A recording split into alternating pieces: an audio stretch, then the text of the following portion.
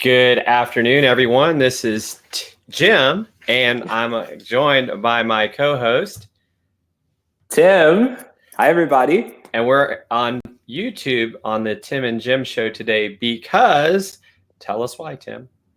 Because Facebook, Instagram, and I believe WhatsApp have all gone wacky once again. What's up with that? That's a good one, Jim. What is app with all of this Facebook craze, right? Yes, and I think for us, this really brings up a couple of points. I'm doing a little camera adjusting here. It brings up a couple of points. One being the fact that we have this issue where Facebook, this is the second time this has happened to us on a show day. The first time we ended up having the live stream that was about, I think it ended up being about 48 hours before we realized that it was just black dust. So one of the beauties of StreamYard is StreamYard allows you to broadcast on multiple platforms. And so I think it's the ease of use, that how easily I was able to get us switched over to this. And actually, the irony is we had just set up the other day a Tim and Jim show channel. So today we're on the Fusion Marketing channel, but in the future, we will be possibly coming on here more, as well as doing the actual repurposing of our videos from Facebook here onto YouTube, as we are looking to grow our YouTube presence, because people can find things on search, and we also know people like to watch things on longer formats as well on YouTube. So, but this is the second time in really a short period of time that Facebook has had issues, and of course, they're not going to come out with a public apology and say why things aren't working. But I think, for those that are viewing either now on replay, I guess it asks the question of, this is why why do you not put your eggs all in one basket? And what are your thoughts on that, Tim? Yeah, that's so true. I really think the main lesson here is you can't rely solely on Facebook. You have to have a backup plan. So like here we are on YouTube today. What are other ways that you can reach out with your audience, whether it's an email, other video platforms and other social networks as well. So really, and one of our questions we're going to talk about is, should I just focus on one social network? And I think the answer is probably it's a good idea to have at least two social networks in case something like this happens, right, Jim? Right. And I would even say that the possibility would be you don't want those social networks to boast or in this case, Facebook, Instagram, WhatsApp, right? 3 different networks, all owned by the same company. Right. And so, yes, YouTube is owned by Google. Google is the king of search. Thank you, YouTube, for allowing us to be on your platform today and not kicking us off. So I think that is something that you really, truly have to be wary of, is, it is that whole, one place may put you in danger. That's why, people still say email is important, because sure, chat bots are a growing phenomenon and they have a lot of value, but same thing, if Facebook's not working, people aren't going to be engaging with your chat bot. So it still goes back to, we're on rented land, and, until people can create literally their own networks, I see that as definitely something that, can be very, very dangerous for us. And we are going to have a guest today. Phil Gerbyshak will be joining us.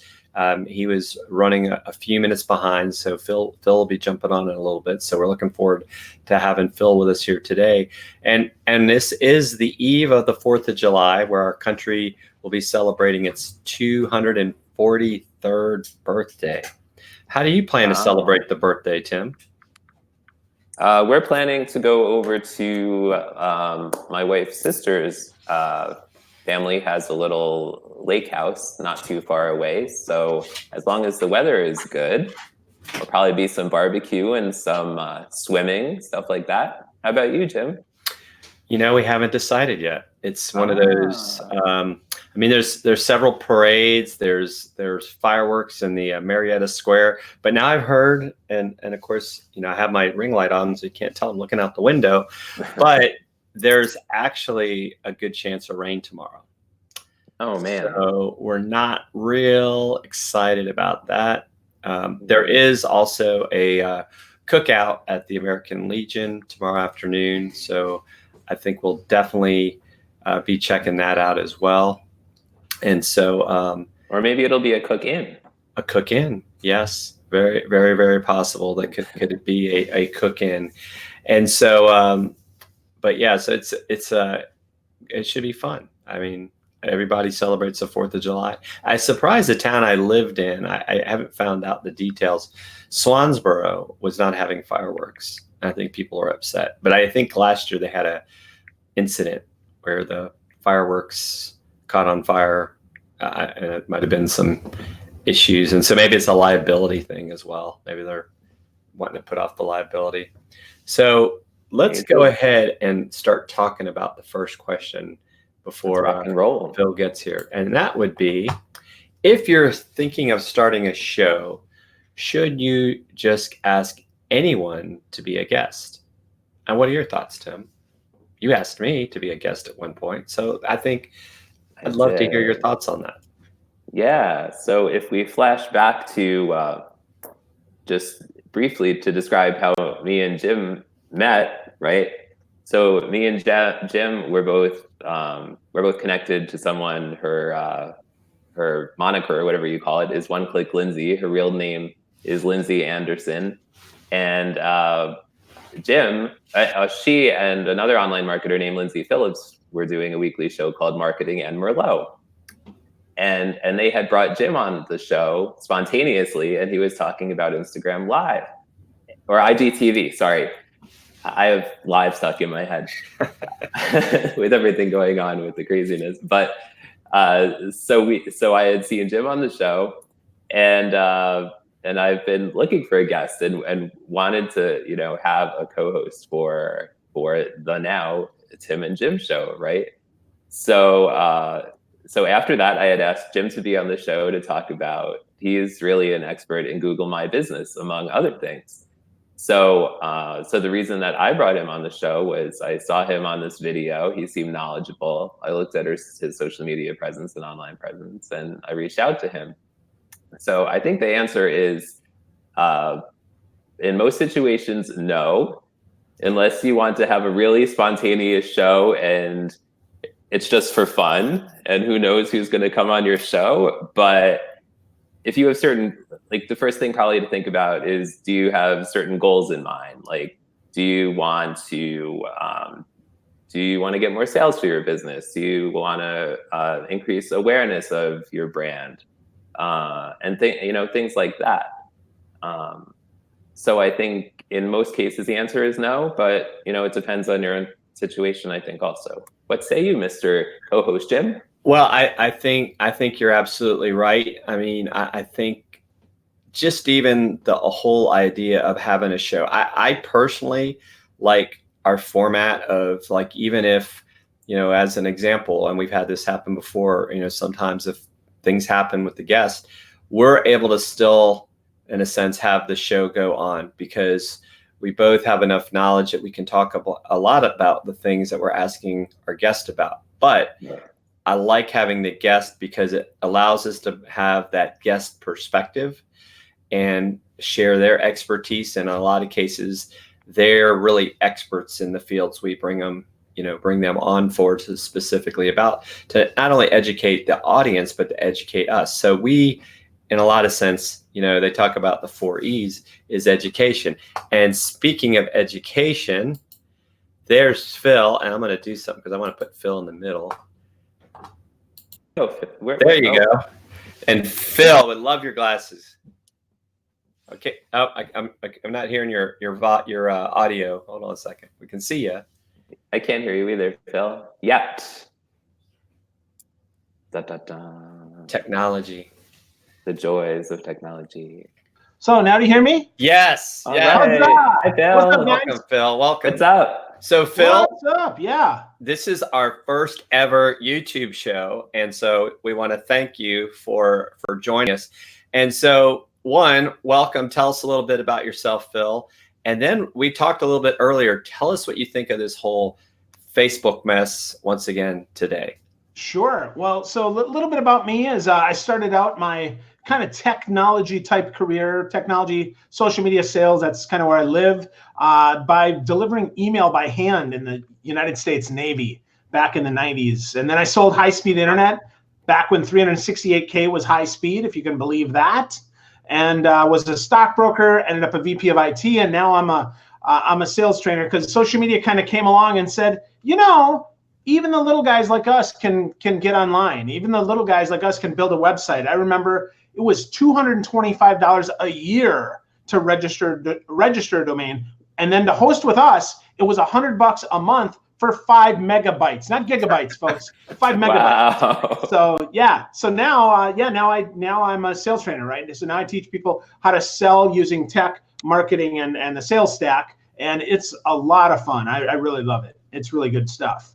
So, but Facebook, what the heck, right? So Facebook's down. Messenger sort of works. Like you can't send pictures, but it sort of works. And Instagram is down. And I'm wondering if WhatsApp is down too. I'm not a WhatsApp user. Yeah, that's what we have seen reports I've heard that WhatsApp was down as well. So I was like, well, what's up with that? But WhatsApp, yeah. So my guess is because remember about 6 to 8 weeks ago, they said they're going to combine the back ends, which means single point of failure, right? This is the problem. This is where distributed computing, cloud computing, the promise of that is I've now got 8,000 computers, but nope, you're going to run it through, pop, a single choke point, and now we're all dead.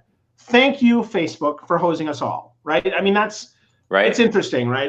It just challenges me because you knew this would happen. Like this was one of my concerns about when Facebook said, we're going to go single stack. As a former VP of IT, what goes off in my head is, whoop, single point of failure, not single stack, single point of failure that's going to piss my users off and make people unhappy. So I'm not a fan. I don't think that's smart, but I get it. You got to have an outage sometime. I mean, it's what, 9:13 West Coast time. So the developers just got their filled copy in the Facebook in Redwood City, because I've been there, right? I've had it. So they got their single cup, and the last one, as soon as he or she left, I bet the whole infrastructure went to hell. That's my guess. Right.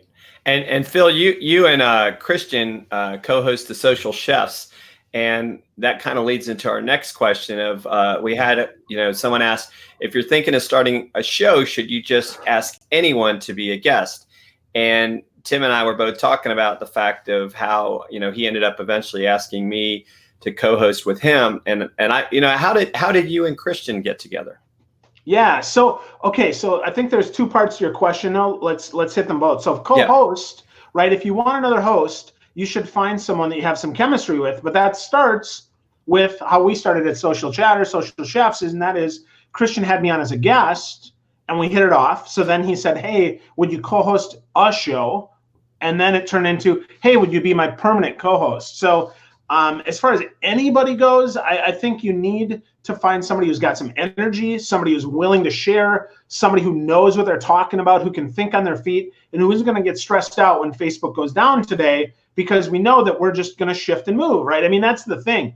We have to remember, these are, for the most part, these are free channels that we're getting to advertise, to market, to sell. We have to remember that even if we're paying a premium subscription, it's not close to what we'd pay if we're paying for something else. I mean, StreamYard, great example, right? I mean, come on, $20 a month for all this awesome sauce. I mean, I get it. Yes, okay, I'm up in arms. It doesn't work, but really, $20? I mean, that doesn't pay for Gage's haircut every 6 weeks, right? I mean, come on. So we got to change our expectations of that. But yeah, so I think, right, look for chemistry, look for energy, look for some insight. And then last but not least, you got to look for fit, right? So if you're kind of a high energy jackass like me, you need someone like Christian who is more of a straight guy. Right? I mean, that's just the truth, because somebody's got to rein me in. I'll just go off the rails just because I will. That's well, just that's who I why am. that's part of the reason why we wanted to bring you on, because we like that energy. And I think to your point, Phil, is if you are going to bring on a guest, you want to bring on someone that's interesting, right? Yeah. Because otherwise, why would people want to watch your show? And pretty soon you'll have no audience, and that sort of thing. And I think even the strategy, you guys have a tremendous strategy with what you guys do. I mean, part of it is you had both of us on, and it's that kind of like, okay, we're going to talk about the latest and greatest of what's happening. So I could see where on the next episode of your show, you're going to be talking about Facebook going down again, and what do people do?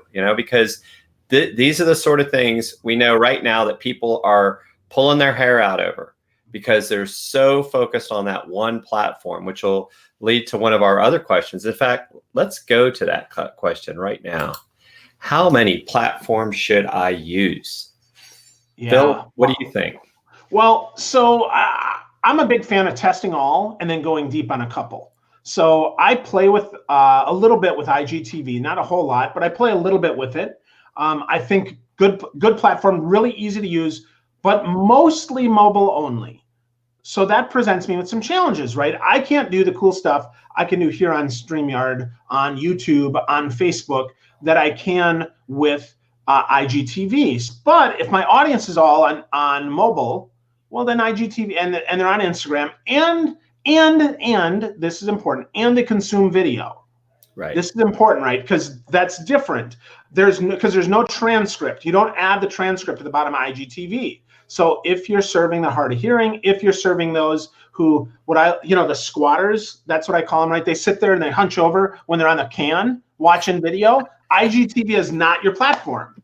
So don't, I'm just saying, right? So let's just be straight up, man. That's not it. But YouTube and Facebook, very complementary. Very, very complementary, because Facebook is a promotion advertisement engine. YouTube, unfortunately, is a binge watch consumption engine. Like Facebook is nearly impossible to binge on. Nearly impossible to binge on. YouTube, on the other hand, people follow rabbit trails and they'll spend weeks on Facebook or on Instagram. I said it again, on YouTube, I'm sorry, right? So I'm going through all the channels in my brain fast, right? But that's the thing. So IGTV, one show, very low transcript, very low production value to date. That'll probably change. But I say experiment on them all. If you can repurpose your content other places, then you can go on all of them. And with LinkedIn now coming on, the ultimate question that you got to ask yourself is, where is your audience and do they consume video? Right. That's important, right? And if they don't, then what am I doing for audio? So we're starting with the Social Chatter Show in a couple weeks, because next week actually is episode 200 for us. Wow. We're going to launch a podcast. Congratulations. Thank you. Yeah. So we're going to launch an audio only podcast, because even though we share screens and we do that, we know people still want to hear it in their ears. So we're going to do that knowing, first of all, it's low effort. We can strip out the MP3 and it's a podcast with one graphic. Boom. That's the first thing. 2, it's repurposable. So the same notes that Christian writes up for every show, we can put in Libsyn and push that out. And then 3, we know that we're going to get a new audience, because we're going to talk, he and I are going to talk about this, but we're probably going to launch with 10 episodes. So people binge, which puts us in new and noteworthy, which then gives us a little bit of notoriety to say, now we're a top rated podcast and we've got the longest running social media marketing talk show on the planet, right? And we've got a great blog and this and that. So how many, the answer to that is as many as your audience can consume, and understand just because you're here now doesn't mean you can't move there tomorrow. Be ready. We're moving. You should be moving too. Right. No, I think that's a great point. And I was able to meet Brian Fanzo at Social Media World Lima a couple weeks ago. And it was interesting talking to him about LinkedIn Live specifically. Brian does about 3 videos a week on LinkedIn recorded. And he's going to experiment with LinkedIn Live, but he's not sold on it. And I think it goes back to your comment earlier, Phil, about how people consume things differently. And if you talk, it's kind of like, 4 out of 5 dentists surveyed. When you talk to people about LinkedIn, most people don't hang out on LinkedIn waiting for Phil to go live. Yeah. And I think that's where I'm myself, even though I've applied for it, I'm still not sure, other than using it as using StreamYard to maybe multi-purpose. Yep. I'm not sure that I see it as being as valuable as it's being used for right now. Yeah, I would agree with that. I think LinkedIn Live, the big thing on LinkedIn Live that's going to be valuable is, I think, for scheduled episodic content. So if every Tuesday I've got, at 9 a.m., I've got an earnings report coming out for a company, I totally see that happening. That makes sense to me, to LinkedIn Live, because I want to be there. And, and Tim is on LinkedIn right now because, he's looking for business, right? He's prospecting during the day, and he gets a notification. Hey, boop, Phil Gerbyshak is live on LinkedIn talking about, this is what I like about LinkedIn, talking about this. So now Tim can say, well, oh yeah, Phil, you're talking about something I'm interested in. I'm going to pause what I was doing and I'm going to go listen. Or better yet, I know that every Tuesday at 9 a.m. you're doing an earnings report, so I schedule that into my day like a TV show. Well, that really changes the dynamic of what a lot of people think about live video, right? This episodic programmatic content that's less synchronicity and more synchronous. And right. I think people are, I don't know how that's going to work. I don't know. Tim, what do you think about that, man?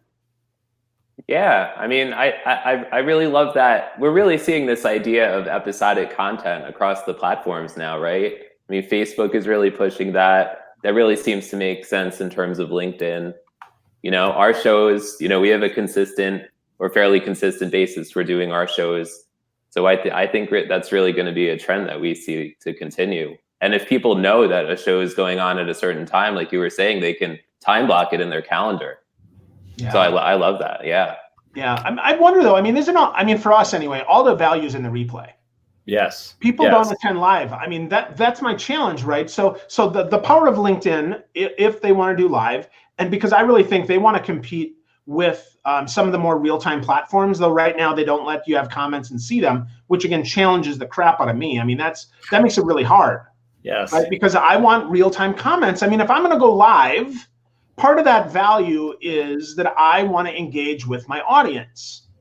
But I get it, corporately, like all these old companies, IBM and, Robert W. Baird, who's a wonderful financial services company out of Milwaukee that just celebrated 100 years, because they're older in stature, they don't like that part about live. So perhaps LinkedIn is catering to a different audience than we have on Facebook and YouTube and Instagram, which now tells me, right, and I think they are, which tells me we're going to have to use that platform differently. It will not just be for repurposed content. It will have to be original content, which, as a small business, that drives our value down. Right.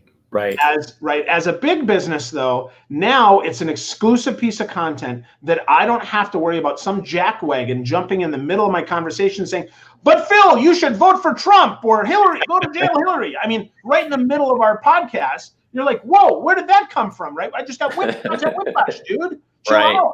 Right. So, and that's a great point. Right? I mean, think about YouTube comments, right? I've never seen a really thoughtful YouTube comment that was from someone that I didn't know. Right. Now, there are thoughtful ones, but they're never from someone I don't know. I'm not like, oh, wow, someone from Bangalore just left this really thoughtful 8-paragraph comment. No, they post, nice, hi, how are you? Right. or you're a troll, so they're saying nasty stuff. So right. I think LinkedIn provides some different challenges, maybe that we weren't expecting, but hopefully some good opportunities too. That's a good point.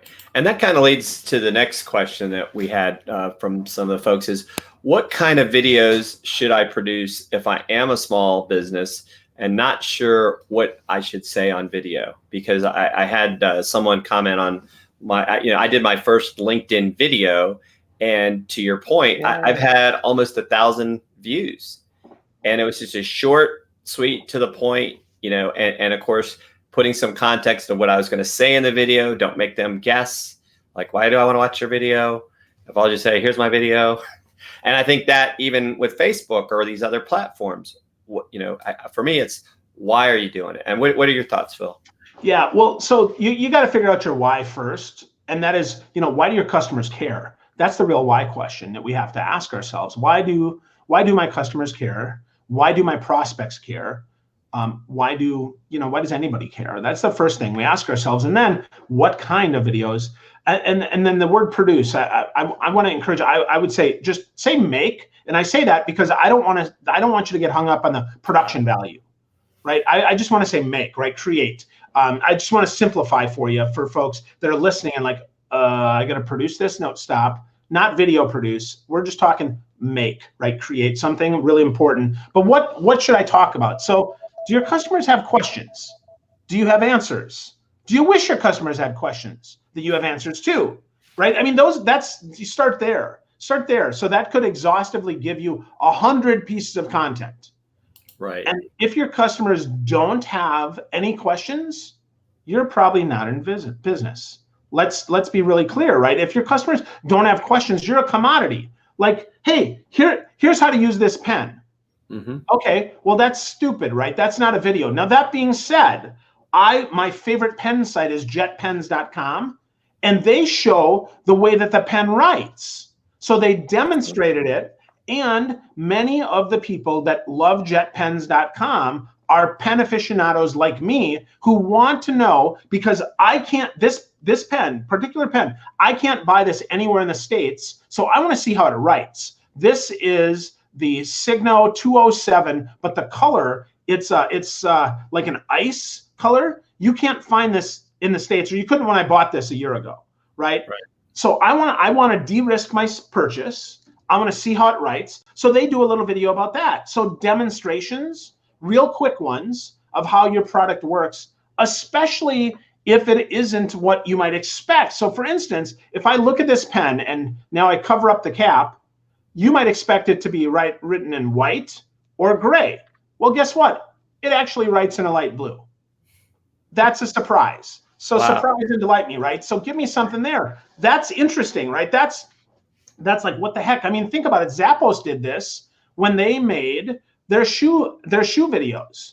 I mean, just demonstrate your stuff, but do it in a fun way. Do it in a fun way. And can I share my formula for a simple video for small businesses? Because they miss this. Absolutely. Okay, so remember these three letters, P-S-A, point. What's your point? And I would say maybe what's your pop, right? Get off the screen, jump at me, give me some juice, point. Second, story.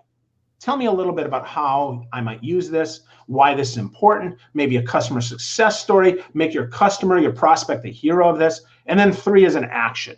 The A is action. What do you want me to do? Now, yes, sometimes it's buy my pen, but sometimes it's leave a comment below. Sometimes it's share this with a friend. Sometimes it's I have a question for you. Can you answer this question? So if we follow point, story, action on these little how-to videos, right? So how does the Signo 207 Uniball write?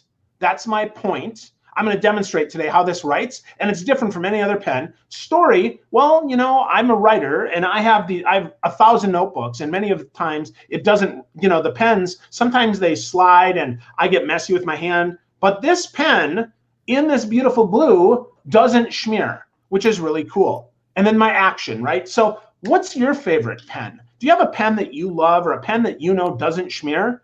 Have you tried the Uniball 207? Give it a try. And if you're interested, I've got a coupon for $1 off. Now, I don't work for Jet Pens, so I really don't. I was going to ask. Right? Right. But that's a video. But I want to buy your pen now. Where do I sign? Yeah, right? So, but that's the thing, right? So if we do that, for the person who is looking for a new pen to write in their journal every day, or to write their, because I take a lot of notes when I'm in meetings. I take physical notes. I've got notebooks all around me in my office. I'm taking notes. Well, I want a pen that doesn't smear, right? That is really clean in the writing, and that has a fine point, but not so fine that it rips my paper. Okay, right. Well, I can demonstrate that. So that's one quick video. And I'd encourage folks, if you use PSA, it's going to be a lot easier for you, because that way you can just script out those 3 points. You on a note card, right? On a little note card, you write point, story, action. What's my point? Give me a little story. Give me an action. every single time I do a video. I can write 100 of those up based on questions that people have.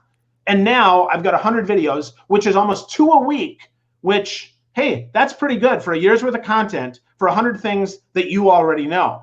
And then you can filter it. And it doesn't have to be long. No, 30, 90 seconds. That's fantastic, right? Yeah. You don't have to introduce yourself every time because nobody cares, right? Hey, it's Phil Gerbyshak with philgerbyshak.com. I'm your world's expert on social selling, digital. Shut up. Nobody cares. Nobody cares, right? Nobody cares. Just get to the point. What's in it for me? Maybe at second 15, you might introduce yourself now because I need to add some credibility, but I need to see that you're going to add some value to me before I'm going to listen to your video. So Phil, and that kind of leads into, what do you see as social media turnoffs? Yeah, guys pretending to be women. That's a big one for me. I think that's just wrong. Oh, I'm sorry. I thought it's a dating. My bad. Okay, so yeah, sorry, folks. So people who sell on the first date really turn me off. So I think about my LinkedIn. I think about people that they either pitch on the connection request or they pitch on the first message. It's okay. I get it. I'm on LinkedIn to make money too. Let's just be straight up, right? We're on social media to make money, to promote our business, and to make more money. Duh. Of course we are. I'm not doing it. I'm not trying to make friends, though it's nice that I do, right? Like, I'm delighted that I'm friends with you guys now, but that wasn't why I went on social media. Right. That doesn't pay my rent. So I get it. You got to pitch, but here's the thing. You got to add value before you add volume. Find something that's valuable that you can share with me, that you can share about my industry, about my position, about a question I've asked, about something I've shared, right? Leave a thoughtful comment and then try to have an offline conversation. It's not that hard to do. Now I get it, right? You're at some point, again, you're going to pitch, but I want to know that you care about me. I want to know that you can actually fix my problem. I actually had someone this week that said, well, I do sales, so I'm a sales trainer and believe it or not, they actually come to me to coach, right? I'm like, okay. And he's like, yeah, well, this guy sells. And I said, well, what do you know about the problems of selling in the educational space? And he goes, nothing. I said, so why do you think you can add value to this guy? Why would you work with him? Well, I'm a sales trainer. I'm a sales trainer too, but I can't help him. I would rather find someone who specializes in this and go to them. And that's what people want to see. So people who pitch too soon, people who assume that their one size fits all strategy works, that's a big turnoff. People who have over automated their social media that aren't there. There are some people that I follow that I know they just use Deliverit just to deliver content out. And do they get a lot of followers? They do, because they also have some automation set up to follow and unfollow people. So it looks like their profile continues to expand. Mm-hmm. But when I reply to them and even say, hey, thanks for sharing my content, what part resonated with you? I get nothing. I get nothing, right? And I get people who, they even some that auto-tweet my content, who say what a great article it was in their automatic content when it's one of my podcasts. You didn't listen to it. I know you didn't listen to it. It's not a great article. It's a great podcast. Let's just be honest, right? So that turns me off as well. And then the last one, because we could spend the rest of the week talking about social media turnoff, and that is that lack of responsiveness. Right. Especially as a small business. Less than 1% of your whole audience is liking, commenting, sharing, retweeting, whatever you want to call your content, right? 1%. And then you don't respond. Mm-hmm. Mm-hmm. That's a shame. I mean, if you're like, I get it. You spend a lot of money to get a storefront, let's say.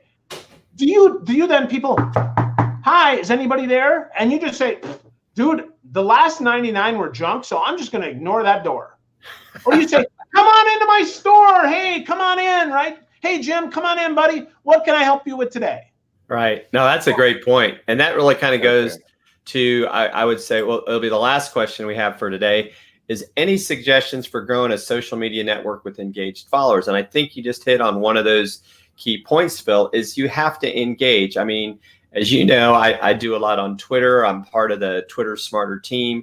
And it amazes me, especially, it's on all of them, but people don't respond. They don't engage, or they do, like you said, they share stuff and have absolutely no reason why they shared it other than to share it. And I think that even is part of the answer in and of itself. Just respond. Yeah, well, it's in the question, right? It's engaged, right? Engaged followers. How do you engage followers? Get engaged followers. You engage with your followers. You have conversation with them. You ask them questions. You give a crap about their life, right? You add value to them. Again, the more value you add, the better chance you have to actually get them engaged. So add some value, ask some questions, don't assume that you're the only expert. Other people might know ways to deliver your product or service in ways that you've never thought of. They might have good questions as well. Ask that. And then, for gosh sake, have an opinion, right? Be opinionated. It's okay to be wrong even, but have an opinion. Right. Have a strong opinion. And if you can, be a little bit entertaining, because there's too much content out there now. There's too much content. So you got to find a way to be a little bit more interesting, a little bit more entertaining, and deliver content in a way that actually engages people, right? I mean, the answer's in the question. Yep, absolutely. Tim, how do you work with your clients to get them to be more engaging? Because I know you've got several clients that you work with locally. Yeah, I mean, we do things like Phil was talking about. We ask questions, we have conversations. I've been focusing a lot on video with clients lately, and video really does wonders, especially when you do it on a consistent basis. We were talking before about, ways that you could do video, ideas for content. And like Phil was saying, like we do a lot of frequently asked questions kind of videos. And I even work with a septic company. I've been creating videos for them for a year and a half, and they got a $15,000 sale because of one video I created for them on hydro excavating. All right. Now that kind of goes off the point of engagement. That's more of, getting a sale. But right, you want to have an engaged community, but you also want to see sales as a result of your social media, right? Absolutely. And I like I's comment, edutainment. Because I love that. If we can make things fun and teach at the same time, we're more likely to get people to engage with us. And I think, Phil's, PSA, you got to have a call to action.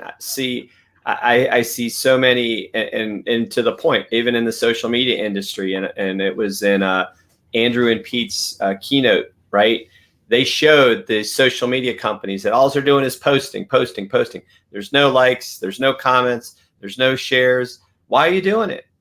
You obviously are not providing anything of value. And to take stock photos and post it and say, we're having a sale. My thing is, so what? Yeah. Nobody cares, right? Nobody cares. That's the thing. Nobody cares. So Clay Hebert said something at a recent speech that's so good. He says a lot of people create look at me content when they should really be creating learn from me content. So I think as we kind of wrap this up, right, I think Clay's quote is fantastic. And if you don't know Clay Hebert, you really should. He's super smart, one of the best branding guys on the planet. Think about that. If you can focus on learn from me content, now you're a person of value. If it's all, hey, look at me, I'm really great. Hey, look at me, I'm doing this cool stuff. People are like, that's not that cool to me. Or worse, I'm jealous of you, and therefore I'm not going to watch you, or I'm going to hate on you because I'm jealous of that. You got to be really careful. And certainly, yes, we have to ask for the sale. Absolutely. We do have to ask for the sale, but we have to build a relationship, or at least some value in the eyes of our customer first. Because if they don't even know that we know that they have a problem, how in the heck are they ever going to believe that we can help them? Right. Absolutely. That's true. And I'm going to tell everyone, you guys can check out Phil at Social Chefs and then watch their show. When's the show? Are you guys having a show this week? Yeah, so we recorded it yesterday because of the holiday. We're going to post it up soon. Christian will probably get it up tomorrow on Thursday. Yep, you can check that out. Actually, best spot, facebook.com/socialchefs, or you can Google Phil Gerbyshak, Gerbyshak. Find me on your favorite channel. I'm there all the time. We're coming up on episode 200, so perhaps by the time you see this, you might get that, or check Social Chefs out on YouTube. We do post our episodes there, and coming soon, an audio-only podcast. So are you guys literally going to strip the audio off your show and just repurpose it? Yep. Love that idea. Love that Well, idea. we just want to make it easy because, again, it's not about production value. Not that it can suck. Let's be clear, right? It's not about production value. It's about, we want to give people another way to listen in. Yes. That's all. That's all we want to do, right? We want to give people another opportunity because we've heard from people, hey, it'd be really great if I could do this while I'm running on the treadmill. And frankly, YouTube, right? You have to get YouTube Red in order to do that. Well, okay, we're going to make it easier for folks. Right. That makes sense. Well, thank you, Phil, for joining us. We'll have to have you and Christian on. Maybe we'll have both of you on, since you can have up to 6 people on StreamYard. Of course, I know this time, depending on where he is, I think right now it's late at night for him. Yeah, well, it's +7 right now. Actually, it's only about 8 o'clock. So that's not too bad. That's true. But thank you again, Tim. Any final thoughts on our first YouTube show?